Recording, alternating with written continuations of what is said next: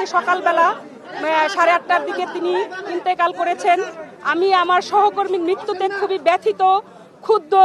আমি মনে করি আমার সহকর্মীর মৃত্যু হয়েছে, সেখানে আমিও থাকতে পারতাম, কারণ যে অমানসিক পরিশ্রম আমরা করেছি এই 10 তারিখ থেকে, এবং সেখানে আমরা ব্যালট বাক্স আগেই নিয়ে গিয়েছি এবং সেগুলো আমরা পাহারা দেওয়ার ব্যবস্থা করেছি, এবং সকাল 7টা থেকে আমরা এই হল প্রত্যেকে যার যার নিজ হলে গিয়েছি এবং আমরা সুষ্ঠুভাবে এই ভোট কাস্ট করার জন্য আমরা শিক্ষকরা 100% এফোর্ট দিয়েছি, এবং আমার নব ফয়জুন্নেসা হলে 137টি ভোট কাস্ট হয়েছে 280টি ভোটারের মধ্যে। আমরা সম্পূর্ণ, কেউ যদি বলে যে 0.0% কি 1% যে এখানে কারচুপি হয়েছে কি অথবা অনৈতিক হয়েছে, সেটা না। আমি বলবো 100%-এর উপরে যদি কেউ বলতে পারে, সেটা 100% সুষ্ঠুভাবে আমরা ভোট নিয়েছি এবং চেষ্টা করেছি যাতে সেখানে কোনো অনিয়ম না ঘটতে পারে। সেখানে সাংবাদিকরা লাইভ করেছে, দেখেছেন, সেখানে পোলিং এজেন্ট ছিল, তাদের কাছেও আপনারা জানতে পারবেন, ভোটারদের কাছ থেকেও জানতে পারবেন। আমরা এই নির্বাচন সুষ্ঠু করার জন্য আমার পোলিং অফিসার আছেন হাবিবুর রহমান, তিনি সহ আমরা সবাই অমানসিক পরিশ্রম করেছি। অমানসিক পরিশ্রমের পর আমরা জানি যে এখানে ভোটটা মেশিনের মাধ্যমে কাউন্ট হবে। আমাদেরকে মত বিনিময়ে সবাই বলা হয়েছিল যে আমরা শুধু ভোটটা কাস্ট করে আমরা এখানে সিনেট ভবনে দিব। আমি তাদেরকে প্রশ্ন করেছিলাম যে আমাদের এই ভোট কাস্টের পর গণনা কোথায় হবে। নির্বাচন কমিশনের সদস্য সচিব তিনি আমাদের জানিয়েছিলেন সিনেট ভবনে।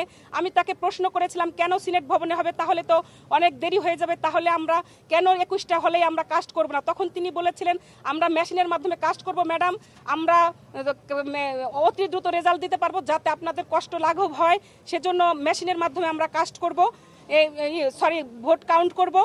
আমরা সেটাই মেনে নিয়েছি, আমরা সেটাই জানতাম।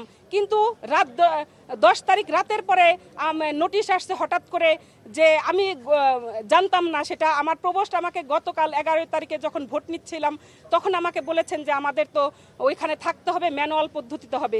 যদি ম্যানুয়াল পদ্ধতিতে হয় তাহলে যখন সরে আসলেন তারা মেশিনের কার্যক্রম থেকে, তাহলে ম্যানুয়াল পদ্ধতি হলেই যদি ভোট কাউন্ট হতো, তাহলে দেখা যেত যে বিভিন্ন হলে রাত 10টার মধ্যে রেজাল্ট হয়ে যেত।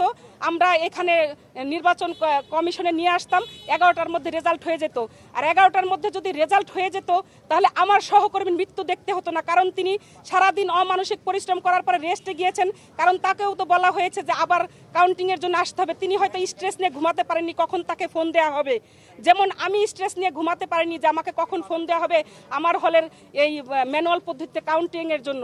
আমি সারা রাত ঘুমাতে পারিনি। তিনি এই জন্য সকালে হয়তো স্ট্রেস নিয়ে ঘুমাতে গিয়েছেন, তার ঘুমটা পর্যাপ্ত হয়নি, অমানসিক পরিশ্রম, সেটা তিনি তাড়াহুড়া করে এসেছেন। আমি যতটুকু জানি তাকে ফোন দেওয়া হয়েছে, তিনি অসুস্থতার কারণে ফোন ধরতে পারেননি, কিন্তু তাকে গার্ড দিয়ে ডেকে নিয়ে তারপরে তার বাসায় নক করে তারপরে তাকে নিয়ে আসা হয়েছে। এবং তিনি তার সহকর্মী যিনি এই প্রীতিলতা হলের পোলিং অফিসার ছিলেন, তার সহকর্মী জান্নাতুল ফেরদৌস, তিনি আমাকে জানিয়েছেন যে আমিও সেখানে গিয়েছিলাম, ফারহানা আফরিন দুতি তিনিও এসেছিলেন পোলিং অফিসার, এবং জান্নাতুল ফেরদৌস তারাও এসেছিলেন। এবং তিনি তাড়াহুড়া করে 3 তলায় উঠতে গিয়ে, আমাদের যেহেতু লিফটের ব্যবস্থা নেই, 3 তলায় উঠতে গিয়ে তিনি দরজার সাথে ধাক্কা খেয়ে পড়ে যান তাড়াহুড়া করে উঠতে গিয়ে, এবং সহকর্মী আসলে সম্ভবত তার কিছুক্ষণের মধ্যেই তিনি মারা যান আসলে হসপিটালে নেওয়ার আগেই।